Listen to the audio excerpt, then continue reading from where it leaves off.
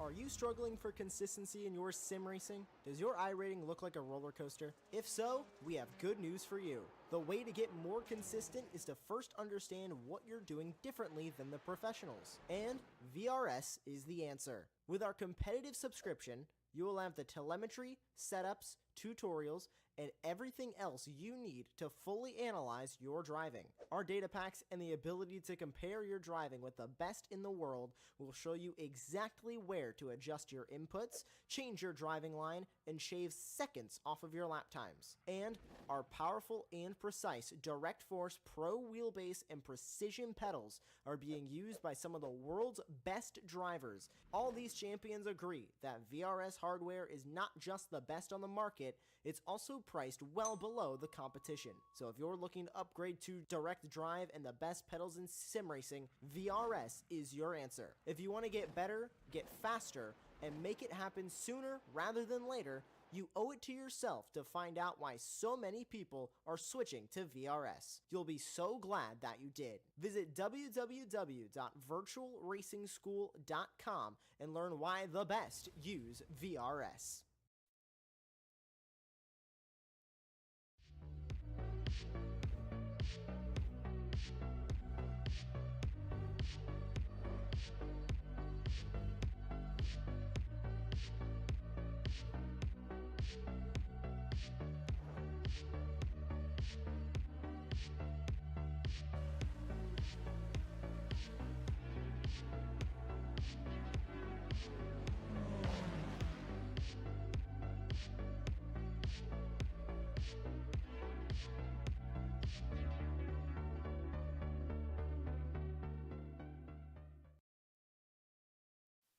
Hello, welcome to the late Apex here on the Apex Racing Team YouTube channel, or wherever you are listening on Spotify or Apple Podcasts or anything like that.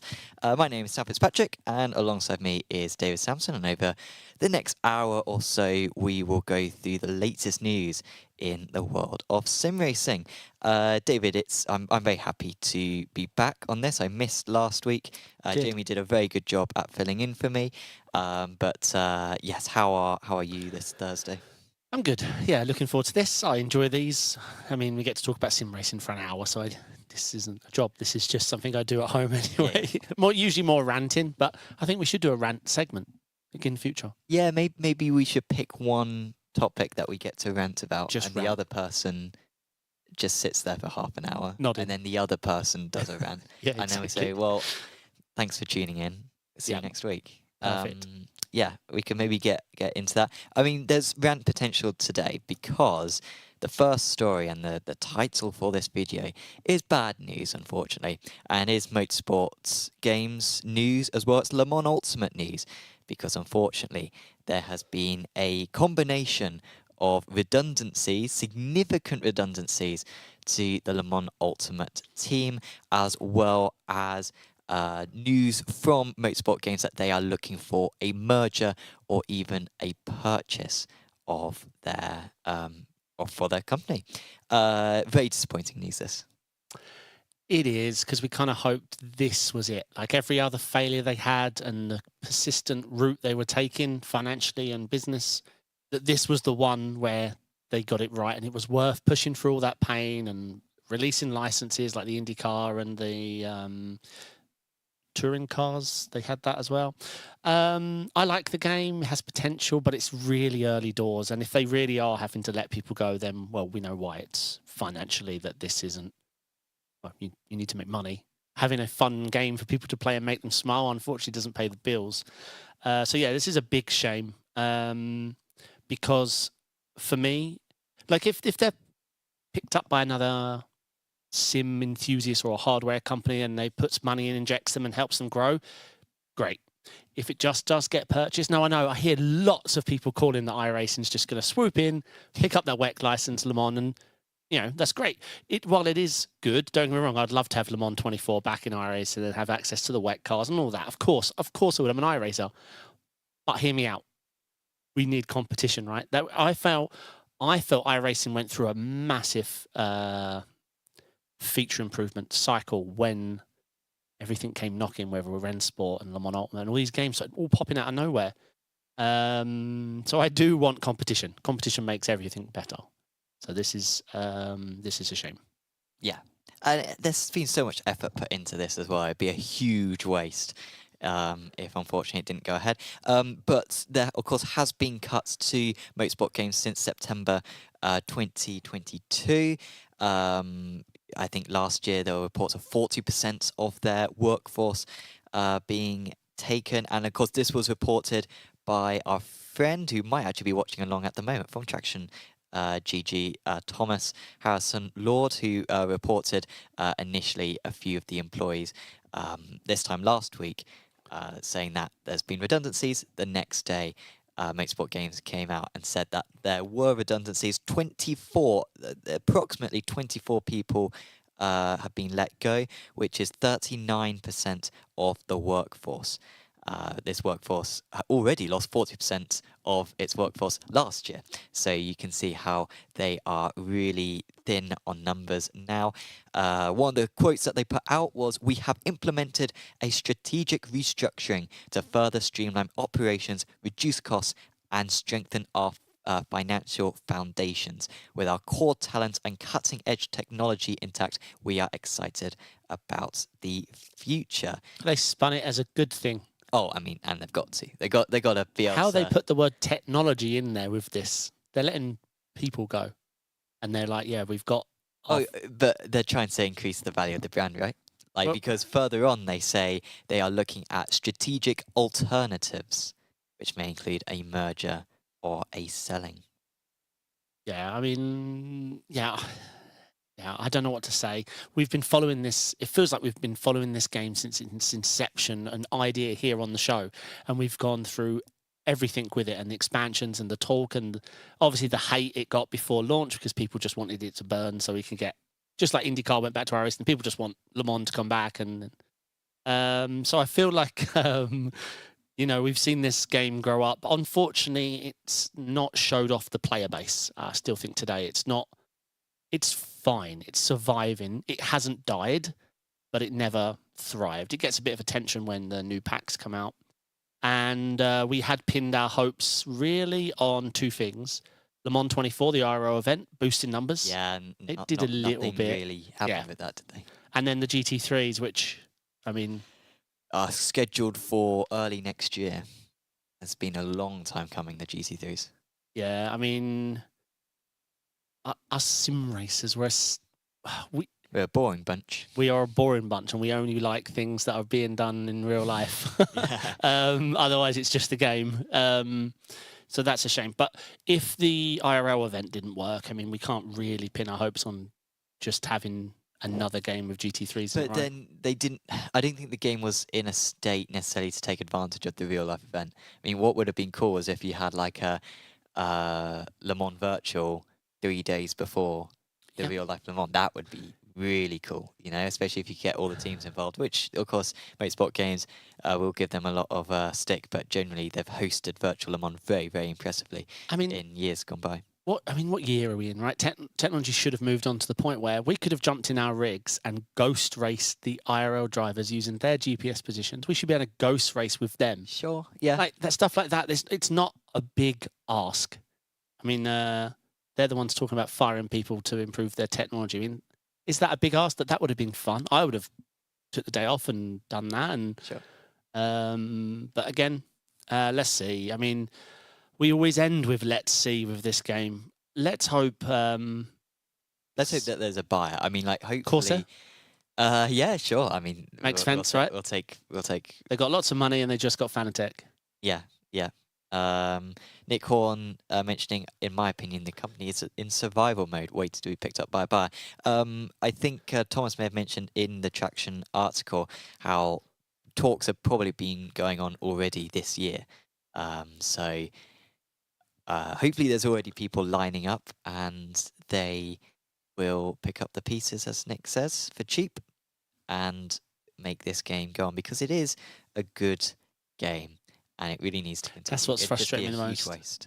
They finally took RFactor 2 and focused it and fixed the annoying little bugs, and they've been rapidly fixing things we call out.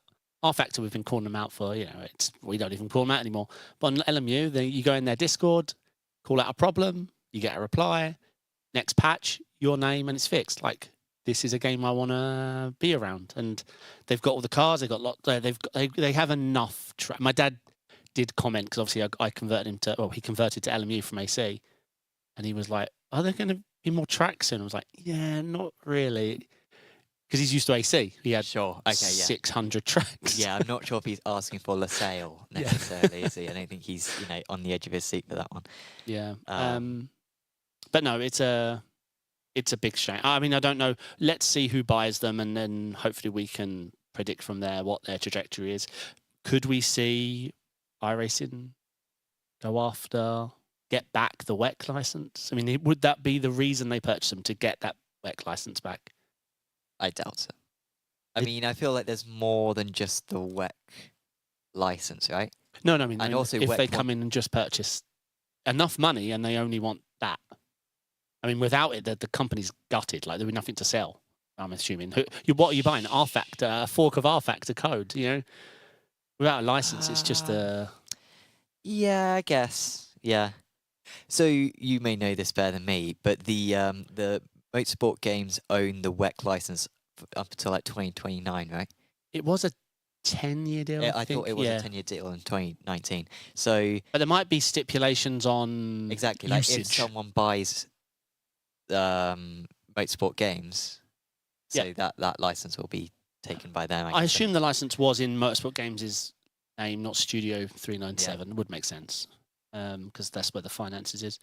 I mean, every week we talk about Motorsport Games. 99% of it's been based on a negative. We have to try and... Could this be a positive? Could this be the end of Motorsport Games, and then Le Mans Ultimate loses that stigma about it? Someone else buys it. Pretty much everything stays the same, apart from the fact that they re-employ all the people who've lost their jobs, and the game goes from strength to strength, and we have a really competitive online esports WEC game, which eventually comes to consoles. Yeah, it could. Let's see. I joke about Corsair, but they're obviously financially agreed that the sim racing has some room to grow, because otherwise, what are they doing? I feel it's the wrong way around. Like, would you want to buy a company of Fanatec size right now?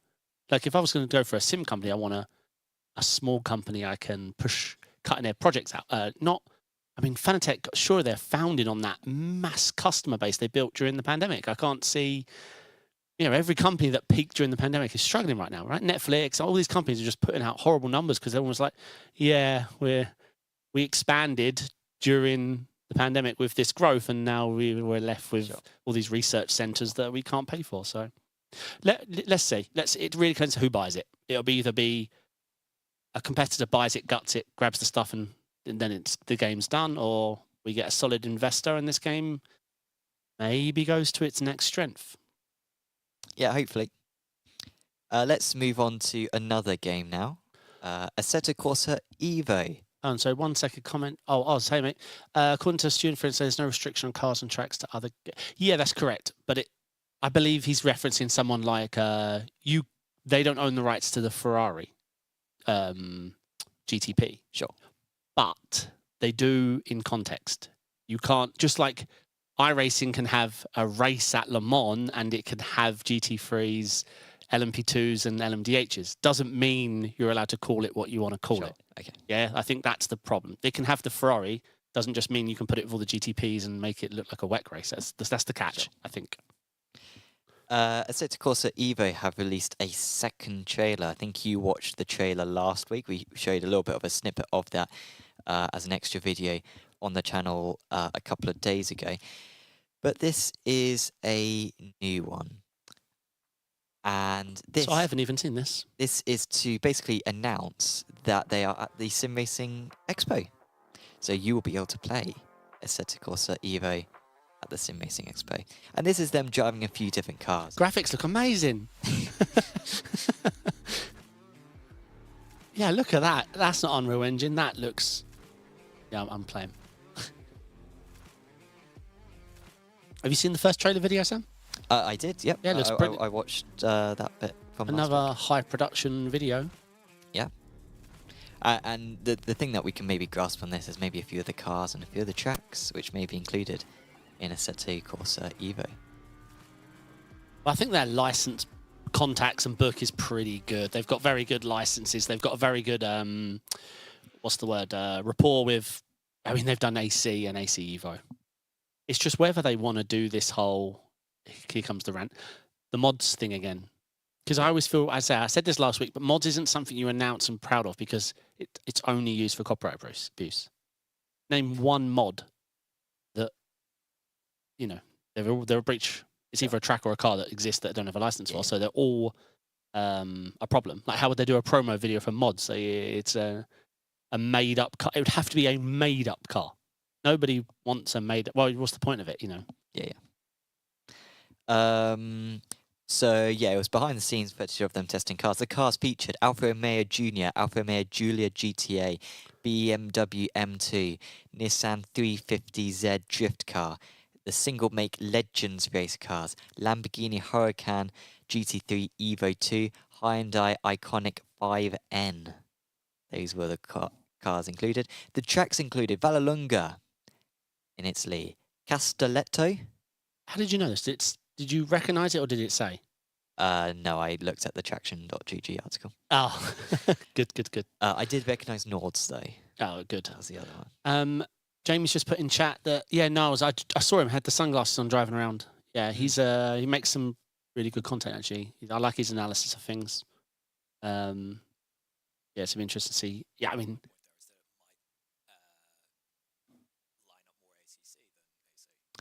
Might be a bit more ACC than AC because he is an ACC driver, so that would be nice. Interesting element to that. So this will be playable at the ADAC Simracing Expo, but they're not going to have... I think they will have their own store, but it's not just going to be where you can play it there, because apparently it's going to be at the Logitech, Fanatec, Moser, R-Seat, Hyundai, and Simucube stands, which is good. So there won't be lines of people trying to do 3 laps on this new game. Instead, actually, it'll be fairly accessible, hopefully, at a number of stalls. That's cool. I mean, it's positive for all those other brands as well. You know, yeah. Like people are going to be more inclined to go to the. Well, I've been to lots of IRL racetracks, sim expos, events, blah blah blah. It's always AC because it's you don't have to worry about commercial licenses and all that. You just throw it up. Like I've been to sim hardware companies. You buy stuff, but they have a rig set up so you can try stuff. And AC. Yeah. I always forget how much I love the game. I never play it at home. I played it in years properly at home. But every time I jump in it, I'm like, I've forgotten how good this looks. With all the mods and everything, the lighting mods, it looks fantastic. Yeah, that'll be good for them. Let's see what the... see my problem, rant time. I don't care how it drives and how it looks. That's great. You've got a good graphics engine and you grabbed physics from either one of your games. Great. So you've got... Like, I'm not expecting it to be bad. But what is the game? Please tell us. Is it a free roam? Is it a competitive online multiplayer ELO-based game? Well, the fact that you mentioned it last week, but the fact that it seems like ACC is basically coming to an end in terms of its development, like very much points it in the direction that maybe it is like a replacement for ACC. Don't get me excited. So that's maybe like a positive. But yeah, I mean, yeah, everyone's still unsure. But maybe the intrigue is good. Maybe the less we know, the better. No, I want to know more, always more. Sure. Always just more information. Even if you think it's too much, just tell me that. That's what I want to know. Let's move on to hardware. And Asetek, who are one of the fastest growing sim racing hardware brands. They have historically had 3 price ranges of stuff. They have their La Prima, their Forte, and they have the other one, which names I've forgotten. However, they are Invicta, well done. What order they're in, who knows. They've introduced a 4th, or they are going to introduce a 4th price range, which is on the cheaper side of things. So currently La Prima is the cheapest one, but this is going to be cheaper than the La Prima. It'll be available in early 2025. What do you think of this? Because I already sort of think of Asetek as being fairly reasonably priced, but they want to go cheaper. Well, I've never had a problem with their pricing. Look, their steering wheel their cheapest steering wheel, it looks the biz. Like when you're stood 6 foot from it. I was at the Expo 2 years ago, and they were the show. They had the whole middle area. They had a prototype they'd fire up every now and then, the engine, so everyone would come over. Anyway, they show off their wheels, and from 6-7 foot away, they look fantastic. And I go over, I'm like, wow. And I go to pick it up, and I nearly throw it in the sky because it's so light. Sure. Like barely any metal on this thing. Like it's not cheap, but barely any metal. And the rotaries feel plastic. I'm not saying they fall apart. It's not an insult. I don't know of people having Asseteks that fall apart. I'm just saying when you're used to holding a VRS, GSI, Cube, going for hours, you get that heavy metal, feels like a weapon. You don't get that feeling with their cheaper range. So I will be surprised to see what sacrifices are made to go even cheaper. Sure. Because their wheels are always fancy looking. Everything about their brand is fancy looking. RGBs. They have an RGB on their DDs. Yeah. You know, the thing behind you. Well, I put it behind my monitor. I have no idea why you want it to light up. Yeah, so I have no idea. So let's see. But I'm not sure I'm super comfortable with 4 price ranges. I mean, just announce your cheaper ranges. Yeah, 4 adjusting. seems excessive, right? Yeah. But then yeah. Surely 3 is the middle. But I guess I guess it was never planned, but they got to the point now where it's like, well, we've got the La Prima stuff now. It's a bit too late. Apparently, the cheapest wheelbase they currently do is €787, which is quite a bit. They're talking about potentially doing a bundle for €500 to €600. So I assume that would be pedals, wheelbase, and wheel rim. So that would be significantly cheaper than what they currently offer. That's their aim, at least. So they may or may not have a prototype at the Simracing Expo later this month. That was not confirmed. This was part of an interview, by the way, that Traction had with the Asetek CEO. So they weren't able to confirm that. And they might have console support as well. They seem quite enthusiastic about having console support. But again, who knows? Everyone says they always want to have console support, and barely anyone ever actually follows through with it. So it's certainly a set of equipment which is for the masses. And yeah, trying to open a new audience. Yeah, let's see. They know how to sell product. They invested big, though. They cheated, though. They went in big at the beginning. They didn't grow linearly. They just started as a big company. But yeah, so yeah, good luck to them. But as I say, I don't know if I'm super chuffed with 4. It just makes the differences between them so minute that you end up just climbing up on costs each time. Oh, I did find what you're looking for. Sorry. Okay. Oh, well, if you got it, then yeah. So next story, more hardware. So I was doing the notes for this about an hour and a half ago, and then I saw, Simucube are going to announce a new thing. That's cool. And I saw it was posted yesterday. I wonder when that's going to be. Oh, it's today. Cool. When is it? It's 4 o'clock UK time, and in the UK that is when this podcast starts recording. So Simucube have some new hardware. However, at this moment, I'm not entirely sure what it is, but it looks like it's a new ActivePedal. Indeed, let's play. So for podcast listeners, we're opening up a garage, and is that the Mission R? No, it's not a Mission R, but it looks sort of similar to a Mission R. And they are revealing with a very cool trailer, I must say. All CGI stuff. Very CGI. But with a GT car and a single-seater car. I recommend checking this trailer out. It's on the Simucube YouTube channel. And the reveal is a new ActivePedal. Are they really going to go more expensive? And seeing that it's got Pro in the name, I thought it would be even light. more expensive. Every car, one pedal, new price. Is that price higher, lower? I'm you wouldn't call it sure. Pro cheaper. What do you want to buy? The ActivePedal or the ActivePedal Pro? Which one's more expensive? The non-Pro. I'll be shocked. Dude, I'm going on their website now. I genuinely am not sure. Upgrade to Simucube ActivePedal. Yeah, well, I don't think you can buy it yet. Okay, it does say ActivePedal Oh, here we and go. Pro. Buy ActivePedal Pro. Let's buy it. Wait, it is cheaper. Is it cheaper? Is it 0? I'm seeing something up for 0, but no, I don't think that's the. I want to look Pro. at just one. I've got the open if you want. Cool. Let me see. So if I just want one pedal, let's go that and the link hub, and then a non-pro. Yeah, an ActivePedal primary set, 2,200. Okay, so what? It's $500 yet less. If it's that's very confusing, right? It is quite confusing. Because we're all taught the Apple way, right? You have the non and then the pro. And if they were just replacing it, why would they not just get... Thomas Harrison Lord from Traction. Thank you, Thomas. The Pro is cheaper. The old one has been renamed Ultimate.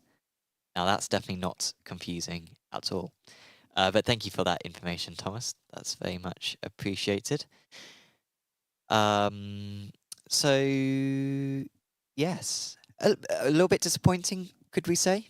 Saying that we were sort of thinking, oh, is it going to be a new pedal? Is it going to be a new wheelbase? I mean... Oh, sorry, new wheel rim, sorry, or new wheelbase. I heard your question, but I agree with Thomas. I first of all have to address this marketing. This is insanity. Why didn't they... I get it, they have the Pro, the Ultimate, and the Sport monikers that they've had before. But you can't... I don't know, this is really weird. They haven't even announced the old one's called Ultimate yet. I'm on the webpage. What if you're a customer right now? It's awfully confusing. How much cheaper is it? Are we talking about 500? 500 quid, I think. 500, 400. Yeah, I mean, we need to try it. It's still a very, very, very expensive pedal. So what corners have been cut? 150. Yeah, so a little bit heavier. 110's fine though. 110 kilos. I'm trying to think. Yes, 110's fine for 110's, yeah. 60 is where I found myself too low because I had the Hussenfeld Sprints and I liked them, had them for a very long time. But you know, I'm a tall, big lad and got a good steady rig, and I found myself when the tyre model started to change and peak pressure like 65%, I was like, nah, like this is a little bit too difficult. I tried a stronger pedal and yeah, so I went from like 60 to 130, 110. But yeah, I think for me, anything over 90, 100 is fine as long as it's well made. Yeah. What good timing though? So the old one's called the Ultimate and the new one's called the Pro. Yes. Yeah, I guess we've heard these naming conventions used in the past. Yes. So so everyone's got the same question, and surely, how much is the Sport going to be? And shall I wait? That's the worry about this marketing tactic. Like, sure, there's going to be one cheaper, but then, or would the next step be one more expensive? No. The DDs are Sport, Pro, Ultimate. Oh, okay, sure. Okay. Yeah. So, yeah. Well, it's a response to Moser's cheaper ActivePedal. I assume why. That's so it's something. They've obviously got some extra stock lying around, and they've just tuned it a little bit and cut their margins a little bit and sold it as a. Oh man, the naming conventions. When I saw what Thomason was talking about, I had to take a moment to believe that they'd done this, renamed the old one to the better one. See, it frustrates me when a company releases something new, innovative, blah, blah, blah, blah, but it's not, it's worse. Sure. The old one's better. That's what you got to remind yourself. Like Porsche, when in real life, when they announced the new Boxster. I love Jeremy Clarkson's, when he was, host of the show. He said, imagine how it is at Porsche, deliberately making a car worse than you could make it. He was like, because that's the job, right? Sure. No, yeah. So let's see what corners have been cut, what things have been changed to reach this price, but it's still a hefty price. Yes. Well, of course, we don't know all the details yet because this was announced something like 10 minutes ago. But yeah, do check out Traction or whatever news site or Simucube themselves. Probably not Simucube themselves because I mentioned the press release will be very confusing to read. But yeah, read it translated into. I've been sent some of the differences by Robert in chat. So 170 brake pressure on the Ultimate, the old one, down to 110. The Ultimate, I can't call it the Ultimate, but the old one, I'm calling it the old one. Sure. The old one has the option for invert mounting, where this one doesn't. Adjustable arm for better ergonomics, like Formula and Le Mans cars. That isn't there. No adjustable arm. That's intriguing. One power supply can handle multiple pedals on the old one. Each pedal needs its own power supply on the new one. And the warranty's been cut by 2 years. A Fanatec trick. Remember the DD1, DD2? It was 5 years and 2-year warranty. Sure. So that seems to be the major difference. So it already depends about that. I'm not sure what they mean by the arm, because you can... I need to watch the trailer again, which bit they've taken out, because if you can't adjust any of the positioning, I loved that. Like, it was one of my favourite features. I think I said on my review when I was using the pedals at the time that it was instantly my favourite throttle I'd ever used. Had nothing to do with the technology they built. It was the fact, let's be honest, no one adjusts the pedals. Like, you can adjust everything about it. You never do. You move your seat a little bit and like, yeah, it'll do. This, I could adjust the distance, the angle, the faceplate height, adjust the curve, everything. And I was like, just sat there, wiggling my foot, changing things. I was like, yes, that's the pedal I've dreamed of. That's exactly how I've wanted it. So instantly, it was the best throttle. Brake, I wasn't so sure. I need a lot more time. I'm not sure. Yeah, so that's good news, though. We're driving the prices down of this ActivePedal because... let's face it, this will be like the DD revolution all over again. We'll get to the point where it's just, I remember when load cell was a step and then hydraulics and obviously the spring tech. But yeah, this does seem to be the future. So we'll see how it goes. Yes. Good news on that.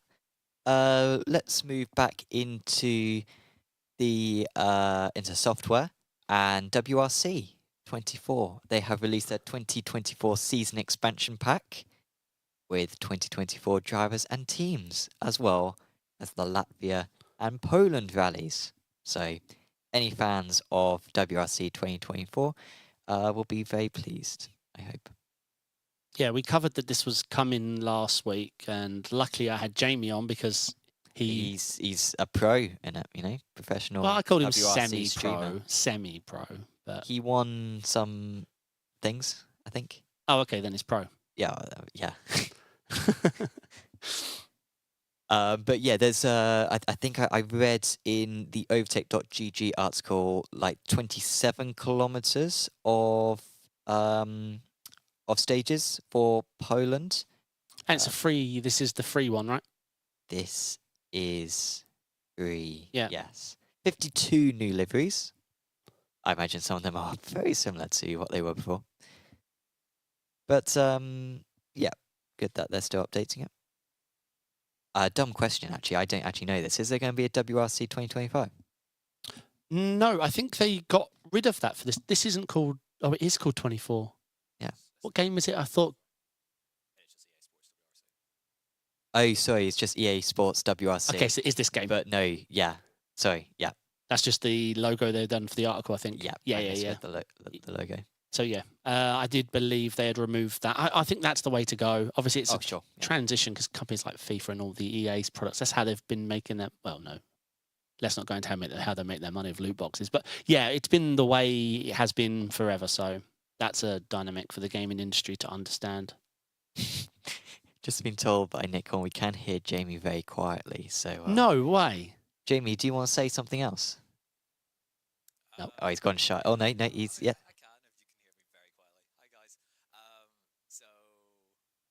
I wonder why they can hear me. I agree that the content's quite nice to come out free, and not going for like the yearly model is quite positive as well.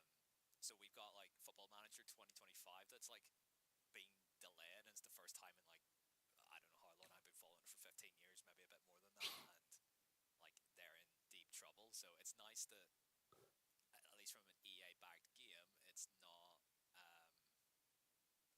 it's not going in that direction. They're taking their time to make the updates. They've applied a bunch of bug fixes as well. The game's tracking in the right direction, I think, so that's a good thing. Thank you, voice in my head. Thank you, Jamie. I was trying to follow Jamie's, like, I was trying to move my lips to match Jamie's, what he was saying there. But I just love that Jamie's now going to be watching this video back, checking all the things that he could be heard saying. yeah. Oh, that's funny. Right, enlighten me with this next article. This is just a small little thing. Pescara. Now, Is that a track? Pescara is the longest F1 track in history. Often, and this is sort of demonstrating my childhood, but you would Google, what's the longest track in F1 history? And you'd think it'd be Nürburgring. But no, it's actually Pescara. It is in Spain, right?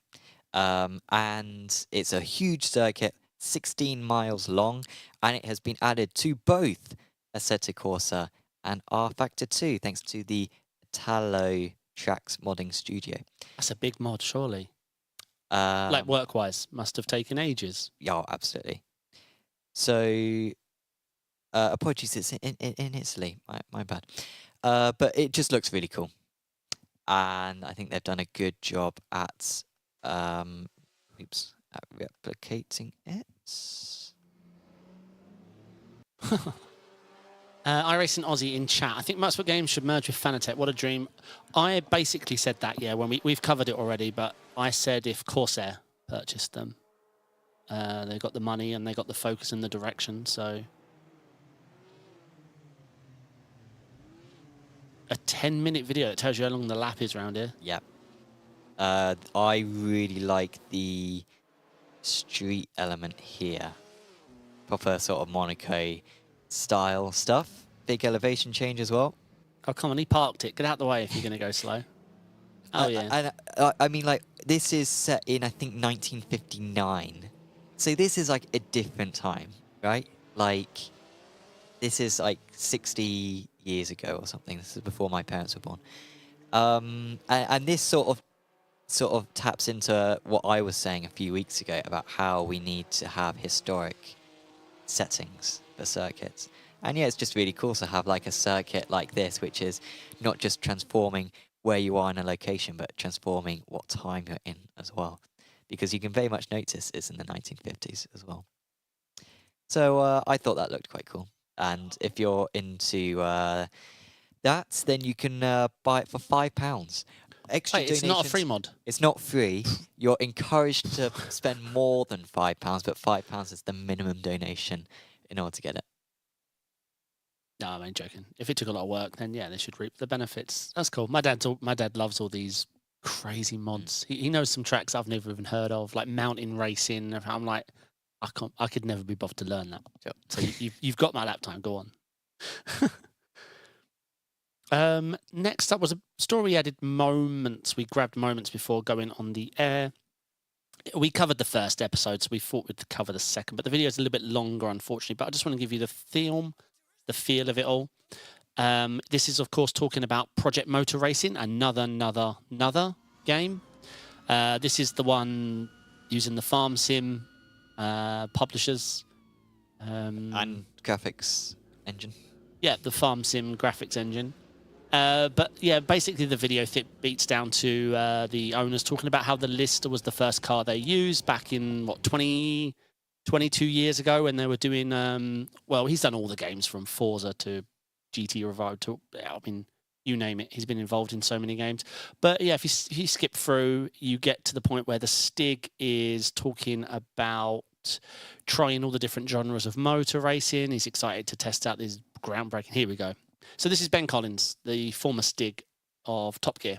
And he's been hired as a consultant. And yeah, he's testing the physics against how they perform out on track. I just thought it was interesting. So this is a video series. So this is episode 2. But they don't talk too much about the game. That's why we're not going to cover the video. This is more a clever hype building series, I feel. And maybe it'll work, but end of the day, the game needs to be good. But I say, I've always mentioned I like the things he says. Now, that Ian Bell. Yeah. Ian Bell. I mean, he said we're holding iRacing as our, what's the word, pillar for online racing. I was like, perfect, well said. And Yeah, I mean, I don't like some of the things he said. And some of the things that when he was interviewed about tracks and cars, he was like, everything you can think of, we're going to have. I'm like, okay, mate, all right. Well, one of the things that Ben Collins says in the interview is that, I think he was saying, oh, like 15 years ago they approached me and said, we want to build a game which recreates every nuts and bolts of each car, and we're going to do, and I was like, no, that's not possible. And then they did it, and it was called Project Cars, and it's like, did it? I mean, was Project Cars the most Revolution game? No doubt. I really liked Project Cars, don't get me wrong. But And I not thought- for sim racing. yeah, like you move on, I guess, from Project Cars. At least I did, from Project Cars into iRacing and co. And of course, it was a fantastic console game as well, probably the best one when it was released along with Assetto Corsa. So yeah, not to discredit that or anything, but like yeah, I know I don't fully trust. I don't feel Ben Collins is like a sim racing expert. You know, That's so when the he problem. talks about it, it's a bit like, oh yeah, I mean this is cool and stuff, but like for us nerds, it's not like proving that it's going to be a great thing or whatever. And obviously, maybe Ian Bell Biggs talks a big talk, but perhaps it won't quite be to the scale as maybe he paints a picture in our minds. But we'll have to wait and see, obviously. But yeah, It's tough because I've heard IRL pros tell me that iRacing is the most realistic to drive and the others are terrible. And I've had IRL pros tell me that ACC is hyper realistic to how you brake and handle, and iRacing is not realistic. So nobody knows, because at the end of the day, they actually you're not using any of the forces you would use in a car. Like even a brake, we're pressing. I mean, you've got G forces in a real car. I mean, you can't simulate that. You just press in. We're like, oh, we're pressing the same kilogram. It's like, well, yeah, slightly different. Good luck closing a real brake without G forces. So yeah, I don't know. None of that matters. The game needs to be.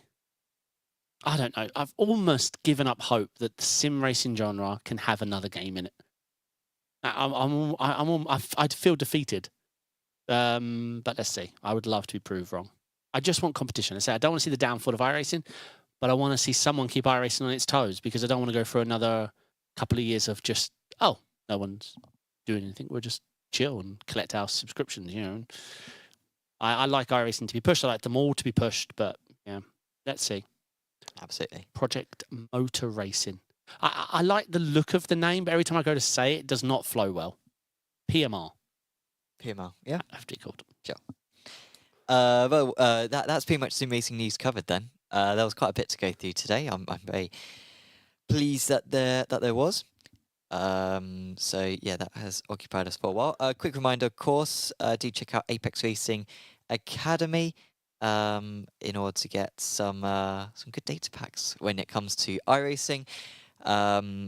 Yeah, I think the summer sale has ended now, but of course you still got an opportunity to get a bronze, silver, or gold subscription, and that will cover many different cars. Of course, the small voice that you heard earlier on was Jamie Fluke, and he's offering his Mercedes GT4 data pack for free this season, so you can subscribe and get that for free. And yeah, it's a very good offer. So let's move on to Apex Racing Team. And first, a couple of disappointing results, I guess, in the last week for us, because at least this one promised so much. IndyCar Pro Series at Iowa. Brendan Trainor did get on the podium, to be fair, so that was very good, and congratulations to him. I think that was his best result of the season. However, Luke and Pete, particularly Luke, I think, led for much of the race. Pete was right up there in the top 5 as well. However, they ran out of fuel. They pitted with just a few laps to go. I think Luke pitted with like 8 to go and Pete with about 4 laps to go, I think. And this is Iowa. Like, if you know Iowa, it's like a 25-second lap or something. So they were really close, and had they had enough fuel, they would have been all right. I think what didn't help Luke was that he was leading, so he didn't have a draft from the other cars. Yeah, so he had to competitively pit and then pray the circumstances were good when he came out. Yeah. Well, I think he was just hoping that everyone else would pit, and I think by the time he realised that he wasn't get to the end and the others were, it was too late. So frustrating there because they dropped outside like the top 25, I think. I do love that these have strategy with fuel and It's tyres. brilliant. Oh, it's so good. I think people So this is something that I will disagree a lot with people, but I have often heard people compliment endurance racing because of the strategy element of it. there's none left anymore.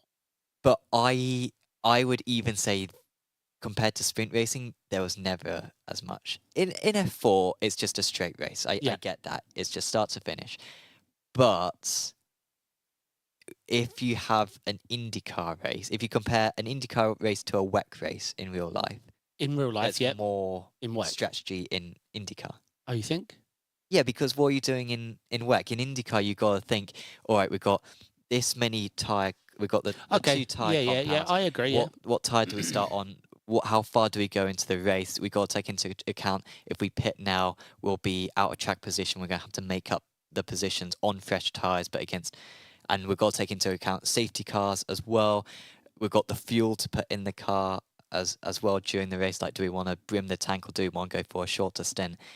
With WEC, is it not a case of, all right, we're going to do this many hit stops? targets. You change drivers at Sure, this point. I feel WEC and IMSA IRL have a lot more. I just think iRacing's removed all of the endurance strategy right out the window. Tyres are free. I mean, it's nothing like it used to be. Quad stinting tyres in the night. I miss all that. I just love the IndyCar in sim with the tyre compound choices. Fast tyres, slow tyres burn out quick. I think it's fantastic. But yeah, this all just comes back to the fact we hold ourselves down by matching IRL. IRL can't do certain things. We can. Yeah. We can do them, but we don't because we copy an inferior product. I mean, I would try and take things forward and let IRL try and copy us. Oh, yeah. Imagine if IMSA sit down and be like, damn, we need to be doing this. It's going to cost us an investment, but let's do it.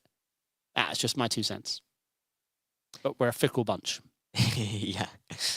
I remember when day-night transitions came in, and people were against the idea of time acceleration being in the sim, and that level of no. No, a minute's a minute. A minute's a minute. Universal in game as well. What are you talking about? 2 times speed, morons. I wonder if they fix that with rain, or if the clouds really do come in, then fly away. Oh yeah, we should try that. Yeah. That's crazy. Yeah. So yeah, that was a disappointing Iowa round. They are back tonight at Barber. I think it's 1 o'clock UK time, midnight for if you live in the Atlantic, GMT. So yeah, tune in for that. I think generally the road rounds, I think we're going to be stronger at. Barber though, it's almost half surprising that IndyCar still goes to Barber in real life because it's a tiny circuit, very few overtaking opportunities. But yeah, it should be entertaining. Like we said, there's good strategy. Well, unfortunately, I mean, I guess it's a bit frustrating in iRacing how it's only 1 stop for this series for the road races, which in IndyCar you have, I want to say usually 3 stops or something. But even on like the official series where you do extended race, I've done a lot of them. Even that you have 3 stops, and it's really fun because you got 1 shorter stint and you got to do 1 stint on the slower tire, and the other 3 stints on the faster tyre, and yeah, it works really well. I love it. Unfortunately, this is just, you'd start on the softs, you go onto the hards, Yep. and that's it. Yeah. So, Teague hello Teague. Open qualifying is another one of those things. They'll never do IRL, but yeah, it is tough because we want to copy. yeah, that's an interesting one too. Yeah, just as commenting for open qualifying is another one of those things. They'd never do that in IRL if they could put everyone on an empty track. Yeah, they wouldn't. But Physics or would you just have lots of tracks? I mean, I like the idea of, because obviously, you know, I'm very much involved in Apex Racing League, and so we have the choice of open or closed qualifying. And I like the fact that it's open qualifying because there's that extra predicament of finding space in qualifying, maybe nabbing a draft, maybe even if you're in a team, you could take advantage of getting the draft from one another. And I like that extra bit of tactics compared to just do 2 laps. It looks great on broadcast. It does look. That's a good point. It does look much better in broadcast. That's why broadcast, I always feel, lean on it because no one wants to watch a car go around on its own on an empty track and then another one appears. But yeah, like in Formula 1, Q3, absolutely, I'd rather everyone was by themselves. Yeah, I wish Formula 1... We're doing it again. Every podcast, it's F1. Exactly. I wish F1 was just one shot. That's it. And if you're leading the championship, you go first. I know that would be... Oh, like Formula E a few years ago. Yeah. So Max, you're out there on the track's green, mate. Good luck. Did you watch that Formula E season? Yeah, I watched. I was living out there when the whole thing launched, and I was excited. But yeah, I did. Yeah. Because that was insane. Like the first group, people who aren't aware, the first group was the top 5 in the championship. Yeah, and the track they would never qualify in the top 10. They and couldn't. So the championship was so close because if you were leading, you had no chance of winning the next race. So I had this debate with Jamie about Max goes out. Obviously, Max goes out first, and whoever's Latifi nowadays goes out last. And Jamie pointed out that would never happen because who's going to watch qualifying? You watch the beginning, then you just tune out. Oh yeah, it would be such a anticlimactical. You know. Yeah, just. But so I mean, what I would have is elimination Q1, elimination Q2, but then say the top 10, or maybe even reduce it to the top 8. One shot. Then go one shot qualify. That would be. I'd love it. You see a slight lock, you're like, oh, this is exciting. Yeah. Imagine that, because the problem is that Monaco and Baku and Singapore, every other time someone bins it with a minute to go. And yeah, though that's easy to fix. MotoGP's been doing that forever. If you cause a red flag, your time's deleted. Simple. Yeah. That would solve the Monaco issue where you're like, oh no, I've locked up. The one shot quali, that would solve it as well. Correct. You know? So, unless you drop oil.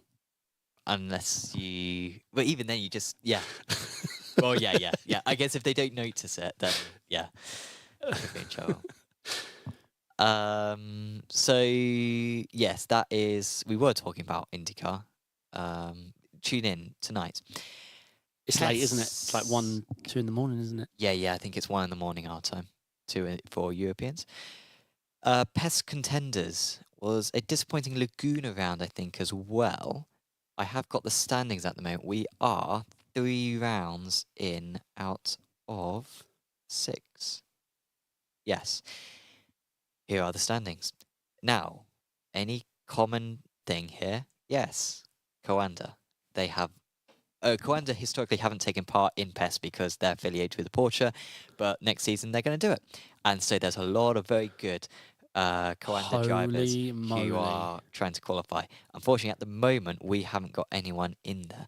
Our highest up driver is Aaron, who's been consistent. You can see 15th, 13th, 15th, 14th. So really consistent, good effort from Aaron. And of course, he did miss a round as well, which isn't. Do you know why? Did he have another championship? Yeah, he's doing F4 as well. Yeah. So yeah, he's trying to do 2 championships. That unfortunately they clash quite a couple of times. Mm. So yeah, he's done well to still be in 20th. Albeit you can see he's got a fair amount of catching up to do. Like he's 30 odd points back. That's a lot of drivers from Coanda. Yeah. Holy moly! I mean, I saw a couple of screenshots where spot something that isn't Coanda. Leo's there in 29th. We've got Luis in 26th. Quintin Violette in 25th. So a good round, and they could still get up there. But yeah, they're going to have to really work hard in order to get in with a chance. The next round is Zolder this weekend. Then they go to Sachsenring, which I think will be really fun. I think that's a fantastic circuit. And then Spa is the finale. So best of luck to those guys. But yeah, it was a disappointing round. Oscar Pye's doing all right. Do you remember? I remember when he was 6-7K. Yeah, well, he was like 8 at the time. 8 years old. No, I think when he took part in ARL GT3 Trophy, maybe did he race against you? Yep. I think he was 13 or 14 back then. And yeah, has been a lot better. I have a story about him that obviously was funny because the round where he got protested by like 5 people because they were protesting that they were suspicious that he was using a controller because he wasn't home. He was he does karting. We were like it was at a kart race. and so he like put up his controller, and shockingly he wasn't very good, and he wiped out a couple of drivers. Yeah, he was a menace. And I think what we had to do, I think he was just after scoring a couple of points. Oh yeah, because he'd already used his drop score. So Yeah. if he could just finish last, that would still be like 30 odd points or something. I think he got I think we wiped his score for that round. He didn't get a penalty for the next round that he attended, but it was like, no, that was bad.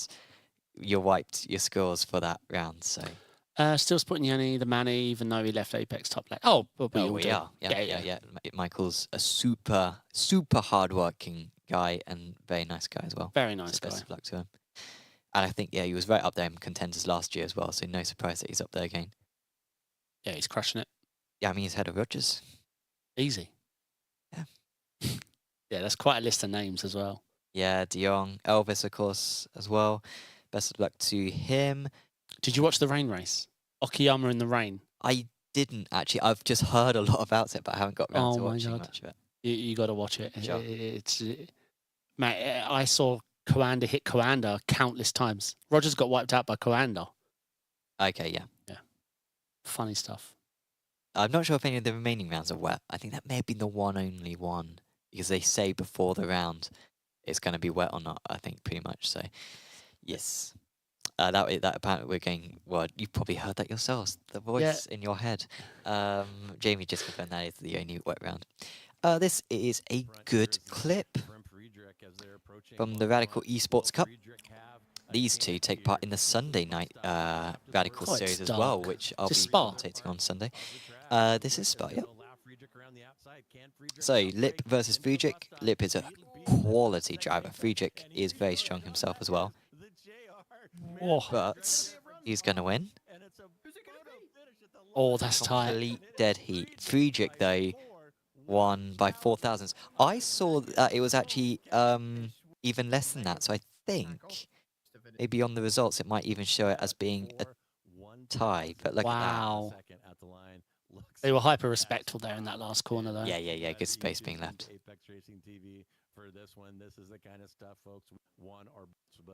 Fun cars, these. There you go, 0.000. Oh, Oh, so Lip won. So our overlay showed Friedrich won, but Lip wow. actually won. So less than 1,000th of a second. Christ, at Spa. You just don't think of it. You know, it's always close, but someone always gets the run at Yeah. that last corner. That's impressive to see. Yeah, I always fancy trying the Radical again. Yeah, it looks like a fun car. It looks red. Sorry. So I think that's everything for this week.